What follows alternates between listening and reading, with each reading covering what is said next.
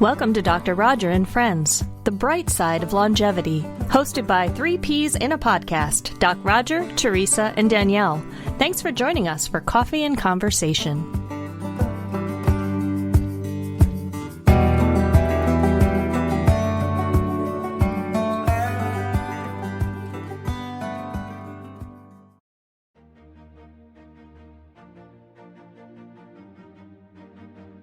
The time to be happy is now.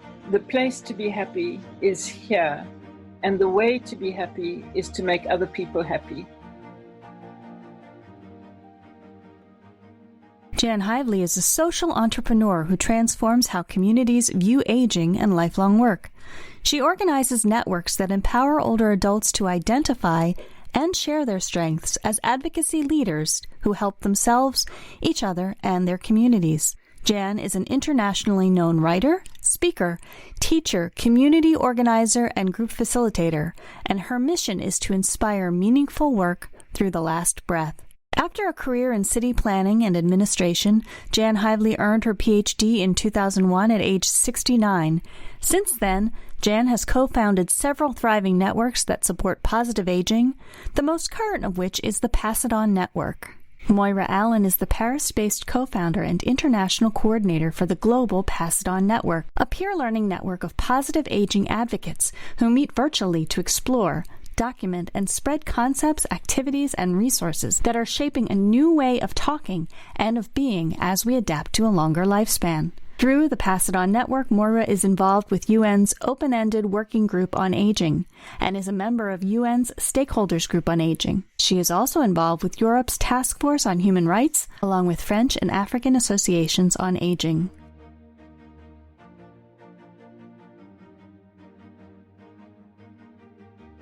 Well, welcome everybody to the bright side of longevity, and Danielle and Teresa, we're happy to have you with us, and we are even more happy to have two people who I personally have admired for, I can't tell you how long. These people are inspiring to me. They are social entrepreneurs. They think globally, and they have done so much fine work. You heard their resumes, but I want you to hear from them today because their stories and their stories are remarkable. And Jan, Moira, welcome. We're so happy to have you here today. Moira, let's start with you.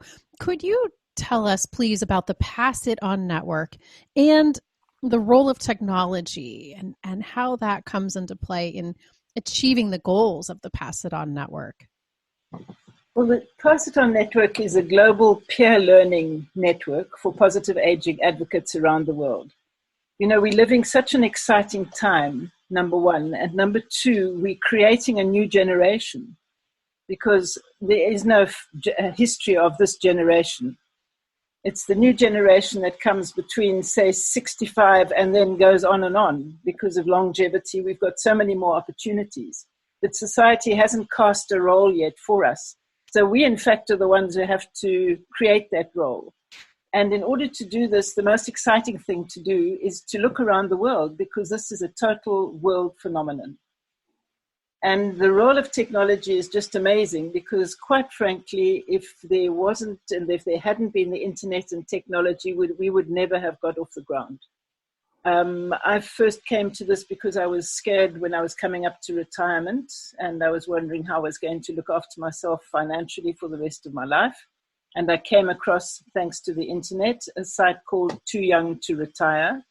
That led me to the first Positive Aging Conference in Florida, where I met Jan. And then Jan came to visit me in Paris. And then we started this relationship, friendship, mentorship, everything that you like. And it was just amazing. Jan's on Cape Cod, I'm in Paris, 5,500 kilometers away. And thanks to the free tools that we can get through the internet, we've built an absolutely wonderful, exciting network that has 75 liaisons in 55 countries on every single continent. And we're all involved in this positive aging revolution and writing our own future. Lovely thing also, I think, about a network of which is what we've got here through the internet we can have the energy of people's resources contributed for whatever the issue is from all around the world. And it's flat. It's not a hierarchy. All of us are peers together. That's what's so wonderful about it. The energy flows from one place to another along the network. That is wonderful. And Jan, I have a question for you, because I've heard you say meaningful work, paid or unpaid, through the last breath. Can you tell us what you mean by that? Sure can. I've been really focused on the meaning of work since the late 80s, and thinking about it for young people as well as for old people. I think about it because I think it's important to recognize that work is so much more than employment. We tend to think about work equated with paid work, but I wanted to acknowledge what young people and old people do, which isn't paid for, and yet is so important to the community.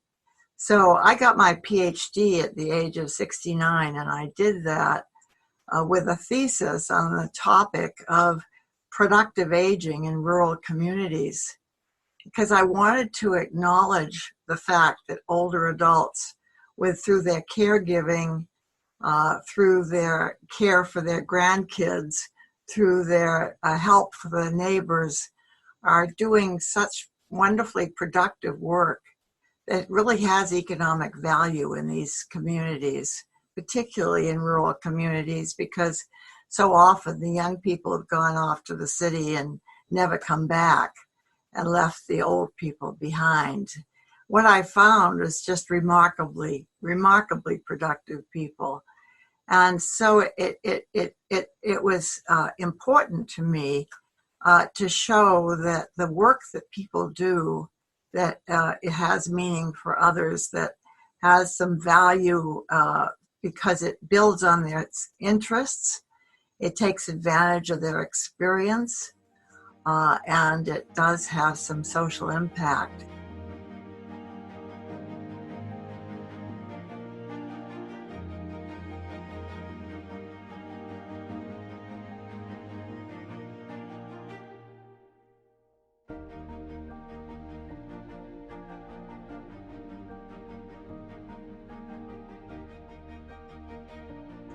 So the story then was to say, how do we encourage older adults to understand their potential and the positive aspect of what they're doing every day, and to focus on that sense of passion and purpose that we know is actually contributes to healthy aging. People who are doing committed, who are doing things that build on their strengths and interests, definitely feel better about themselves and feel in control of life.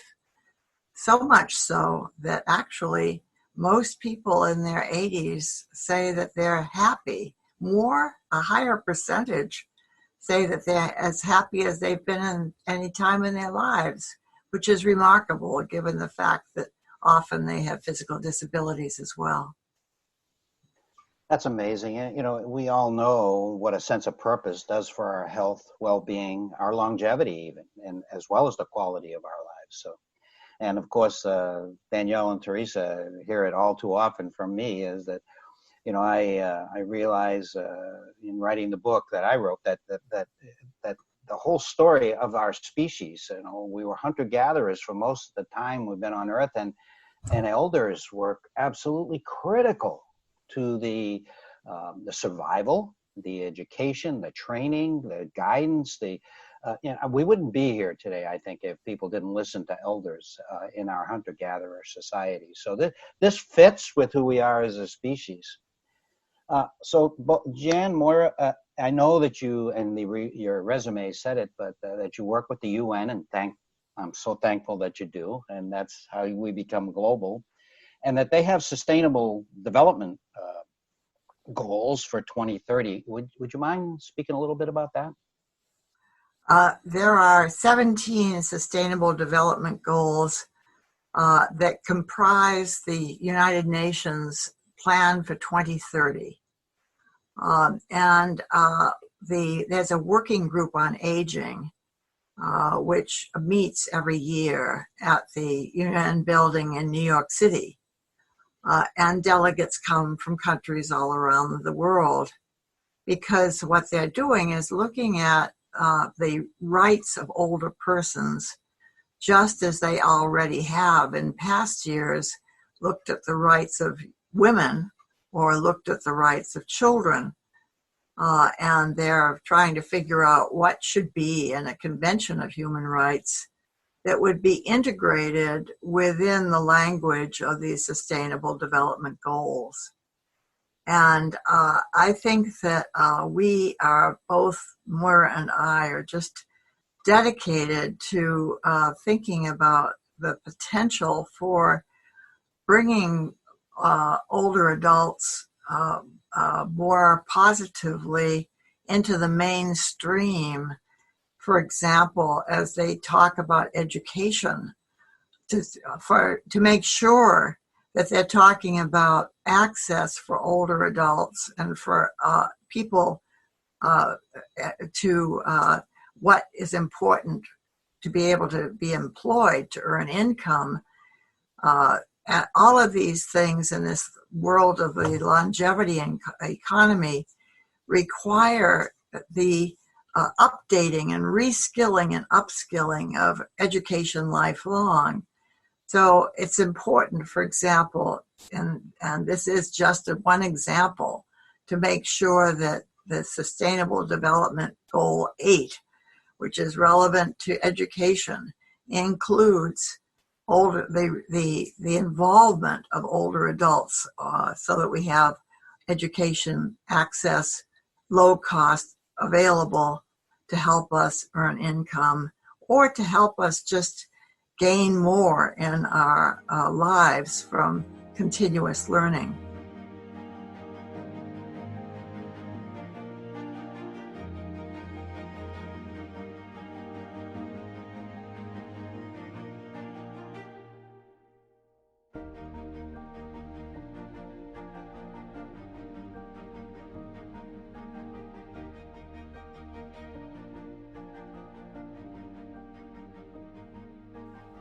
And I think the very first thing that strikes me with the Sustainable Development Goals is that we first and foremost have a responsibility to be sustainable ourselves as long as possible, to take care and to take charge of ourselves, and to be as independent as possible for as long as possible.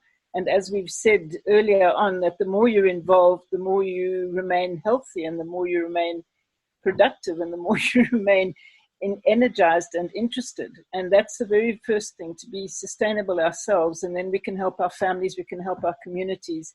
And at this particular point in time, need we remind ourselves that we've got this incredible pandemic going on at the moment, and we can also see the incredible difference that no air traffic and other traffic has made to the planet already. People are talking about all sorts of positive effects on nature. In other words, we're coming to realize that nature doesn't need us, in fact.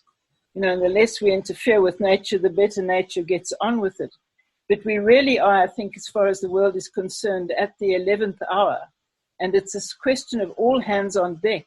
We need everybody out there, regardless of their age. And let's stop putting everybody into age boxes, because it's just natural for people to mix up and to be together. And those 17 Sustainable Development Goals are really a very wonderful framework. They have the 17 goals, they touch absolutely everything. And in that, there are 169 sub-goals. And everybody could just benefit from having a read through there, looking in there, and then seeing what energizes them and where they would like to be involved. And it doesn't have to be global, it doesn't have to be huge. It can just be collecting bottle tops. It can just be stopping plastics. It can just, etc. But everybody needs consciously and mindfully to become involved in this whole effort of saving our planet and ourselves. That's what I think. And I'm glad you do. And it's music to our ears. This phrase that we're hearing so much today relative to the pandemic is that we're all in this together. Well, it's bigger than that. It's bigger than just this pandemic. It's our species. It's our time on this globe, and we are indeed all in it together. And the challenges are ones that I believe need a collective answer. We're all better with others, and if someone thinks they have all the answers, I'm sure they're not going to do very well. I just wanted to say one thing. I loved what Moira said about read collectively and then pick something, because it can get overwhelming to try to do everything, but what resonates with you, and do that. And I really loved that point. So thank you for saying that. Well, and you have talked about global thinking. Why and how do we involve people? It comes down to such simple thing, which is just, what's your interest and what do you want to share? What are you curious about? People get so excited about being able to talk with people in other countries, as we do in our various calls. It's so exciting to be able to share with others. And it's amazing what technology has done for us. Moira was involved in Africa, particularly because she comes from South Africa originally. And we have a wonderful group of liaisons in numerous African countries. But they all came together for a conference at the end of 2018 on healthy aging, the first one of its kind in Africa. What had attracted them there? 80% of those who attended the conference, which was in Lagos, in Nigeria, had come because of the WhatsApp application. They may have no newspapers, no radio, no electricity, but they have that cell phone. They can also use that for online learning. And we can offer our webinars, our programs with people all over the world. It's so exciting. Let's hear it for technology. And you're getting that from me. Sometimes my colleagues know I can focus sometimes on the dark side of technology, but no, not these days. That's just magnificent.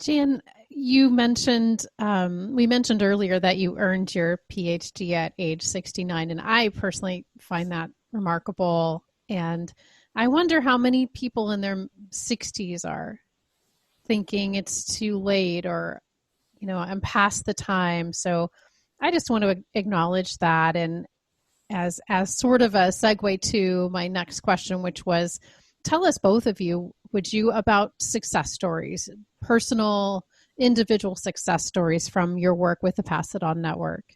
I think for me, the really exciting thing is that we've managed to spread over all the continents. And I just get such a kick, in the morning. I'm sitting in the middle. So I've got, on the left, I got all the way to Hawaii, and on the right, all the way to New Zealand. And in the morning, in the day, I can be speaking to people from all over, just change around. And I just absolutely love that. That's what energizes me. So we're on the continents, and what we're really working hard at is having regional networks so that people can get together. And we need, as we said earlier, to have incremental growth. So to me, that really is one of the biggest highlights for me for the Pass It On Network. I love the fact that members of our network have begun to work together independently. And as an example, Hans Gudmundsson in Iceland worked with people in Spain and in Poland and in Lithuania with some funding from the European Commission. And they have generated what they call the warehouse of opportunities. It's like going into a grocery store, And you have a kind of, they have it, the store divided into 12 sections by topic area, so that you can go in and you can look at your shelf, the shelves in the area for, how to get together with caregiving, for example. Or you might have it in language learning. They then have worked with others, for example, Cullen in Hawaii, to document the educational opportunities and learning opportunities in that area, so that in each country now, and this is developing globally, the country can have its own language, Icelandic, which is, God forbid, we would try to communicate in, or Polish or Lithuanian. They have the shelves filled, but they also have it in English, because thank gosh, we have the good fortune of having our language spoken everywhere as the official language. So we can go into our warehouse of opportunities and we can see what's available from these various countries as learning opportunities, which is just phenomenal to be able to work on that together, and to have all of this being done with people with just really minimal at cost. Just a question of maybe clarification. Can anyone join the Pass It On network? And if so, what would be the benefits of joining? The Pass It On network is open. The first step for anybody would be to subscribe to our newsletter, which is a free newsletter. And we're just busy transforming our rather static web page now into a community village. And that community village will have communication facilities which will enable anybody to communicate across the planet at no costs. And we'll also have the Zoom facility built in to that. So there'd be different stages. The first would be the newsletter, and then the second would be to become a member of the community. And the benefits are to share, and the benefits are to grow together, and to know that you're not alone, and that you have got a strong community around you, and that this community is birthing itself, it's emerging, and that we can all be part of that. And that is, I think, one of the biggest benefits, is that people can gain strength from that. Jan? The liaisons that we have in each country are responsible, are typically involved already in organizing older adults in one way or another, perhaps through a third age university program. Well, let's just talk about third age universities and lifelong learning. One of our members, who's in Oxford in England, has set up a monthly forum on the first Sunday of every month on a topic for people who are interested in humanities getting together. So it's, the sky's the limit, really, as far as how they're going to make use of this. But they typically are people who are already interested and curious and eager to communicate across the borders. We also have liaisons from our partner organizations, and in that case, they're eager for people to join their programs. They're eager to show their wares to us, and that often comes in the form of an article, for example, in our newsletter, with a connection to their website or to a video. So it's both for individuals and for organizations, it's a place to meet and connect and to share interests. Before we wrap up, we want to make sure that people know how to find you and become involved. So where's the best place for people to go online to learn more about the Pass It On network? They can simply log into our website, which is simply www, and then Pass It On Network, all in one long word, .org. And there they will find a button where they can click on and subscribe to the newsletter. And that's the first step. Well, you've both been filled with charm and grace, and we've been honored to have you on this show. We'd like to come back sometime and track your progress with this. You know, we all know the blue zones, those places where people age and get very old and with vitality. And we know that in blue zones, they look at elders as cultural treasures. Well, I think we should both look at you as global treasures. Please take care of yourself, particularly during this time, but because you are treasures and you are literally the glue that is bringing our species more together to accomplish even more together, because we are indeed better together. May we just say thank you to you, Roger, and to Danielle and to Teresa. We can be around this table together, and we share our goals and our objectives. And that is to really realize the potential for extraordinary potential of aging.